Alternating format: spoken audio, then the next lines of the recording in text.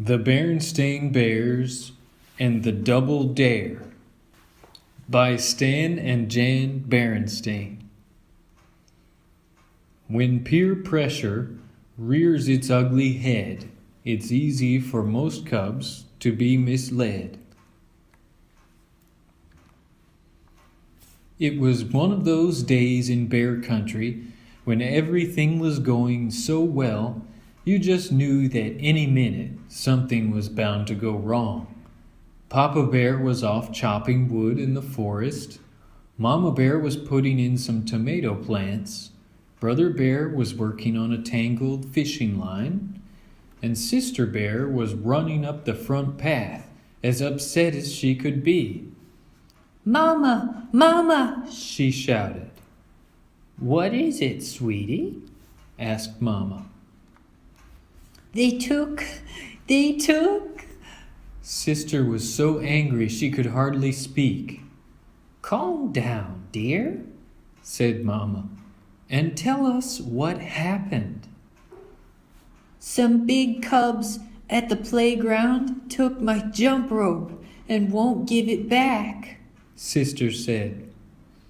Mama wanted to hear more, but Brother had heard quite enough. He just knew it was those troublemakers, Too Tall Grizzly and his gang, bothering smaller cubs again. So off he stalked, heading straight for the playground. Not only were Too Tall and his gang still there, but Too Tall was jumping with Sister's rope. "Onesie, twosie, I love yousie," he sang in a mocking tone. "Threesie, foursie, shut the doorsy."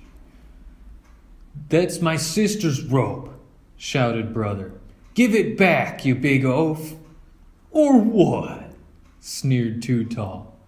"Or I may have to cut you down to size," said Brother, reaching for the rope. "Go ahead and try it," said Too Tall, keeping the rope away from Brother with one hand and holding him off with the other. "You know what they say," he added, chuckling at his own joke. "Half an oaf is better than none." When the gang joined in the laughter, Brother got angrier. He forgot about the rope and began swinging wildly at Too Tall. "Why don't you stop bothering my sister," Brother said, "and pick on somebody your own size?" "Why don't you pick on somebody your own size?" said Too Tall, grinning. "And anyway, here's your sister's dopey rope back." "Huh?" said Brother, more than a little confused. Well, thanks, I guess. I'll be going now. See you." "Hey, wait a minute," called Too Tall. "I might be able to use a cub like you. You've got moxie." "Moxie?" said Brother. "Yeah, spunk, nerve, moxie." He put a big arm around Brother's shoulders.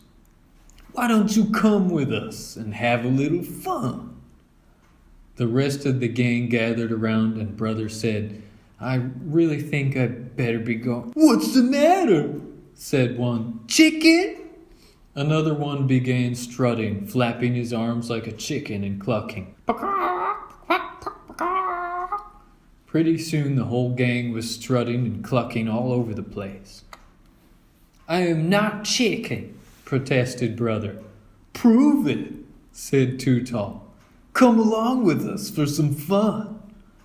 Brother was a little nervous about joining the gang, but he certainly didn't want them to think he was chicken.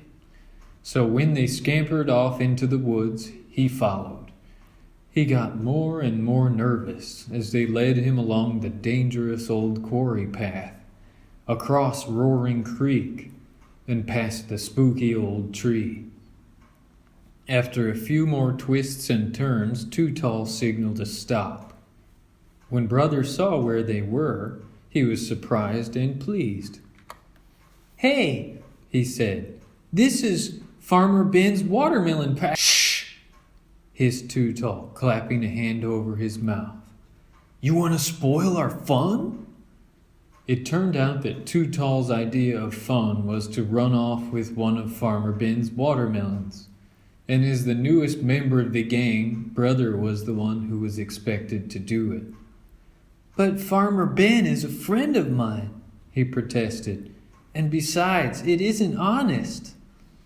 The gang flapped their arms like chickens and clucked, "Puck, puck, puck," into Brother's ear. "I'm not chicken," Brother insisted. "Then go ahead and take the watermelon," said Too Tall. "Farmer Ben'll never miss it." Brother Bear looked all around. Ben was nowhere to be seen, and it was sort of exciting being in the gang. "Dare you," said Too Tall. Brother didn't move. "Double dare you," said the gang. Brother still didn't move. "D-double dare you," said Too Tall and the gang. The D-double dare did it. Ever so quietly, ever so carefully, Brother Bear crept through the tall grass, through the fence, and past the no trespassing private property sign, and picked out the biggest, fattest, greenest watermelon in the patch. Then he broke off the stem, picked it up, and "Gotcha, you thieving varmint!" shouted a voice. Too Tall and his gang ran away, leaving Brother Bear holding the watermelon. Farmer Ben had been hiding in the cornfield. When he saw who it was he had by the collar, he was almost as surprised as Brother. "Brother Bear, what in the world are you doing with that watermelon stealing Too Tall?" At first, Brother was so ashamed he couldn't answer. But then the whole story came tumbling out. How he got Sister's rope back, how they called him chicken, and how they D-double dared him.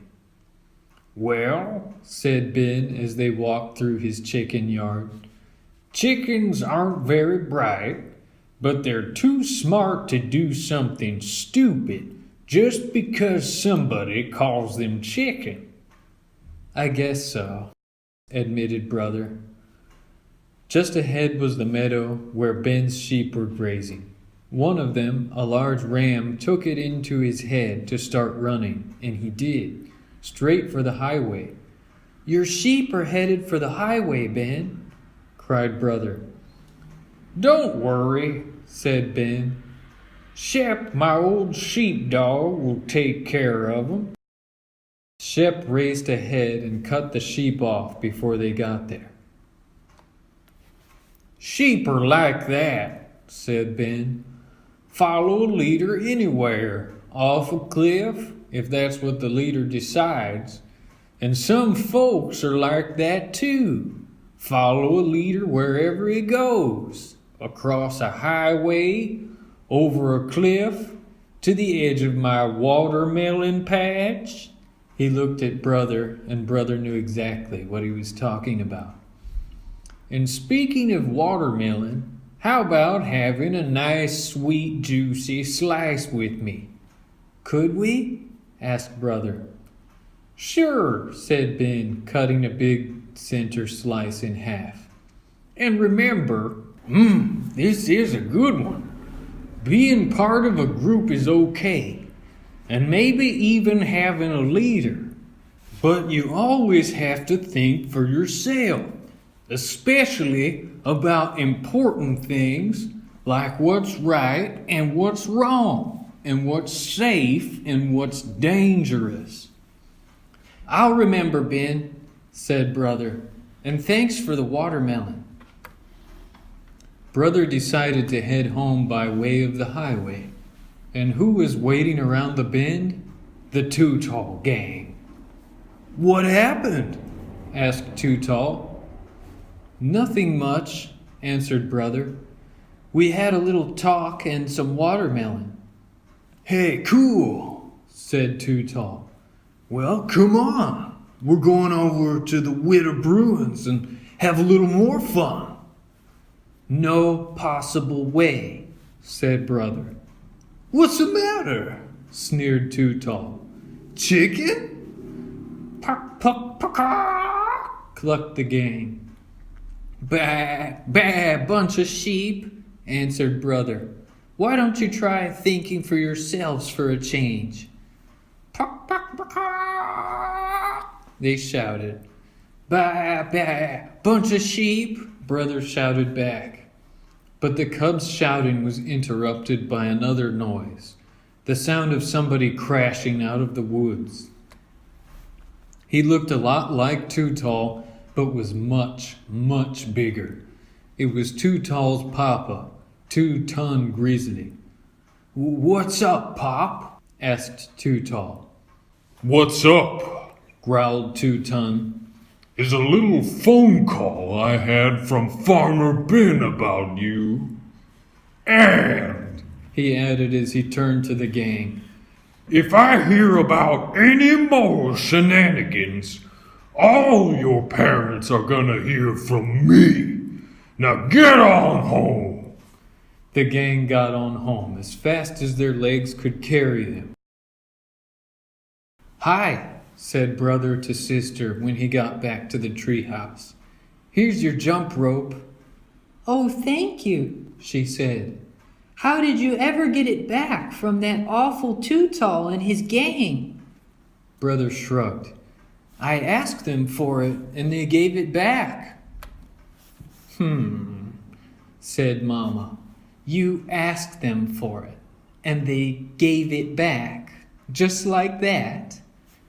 Well, said brother, going back to his tangled fishing line, not exactly just like that.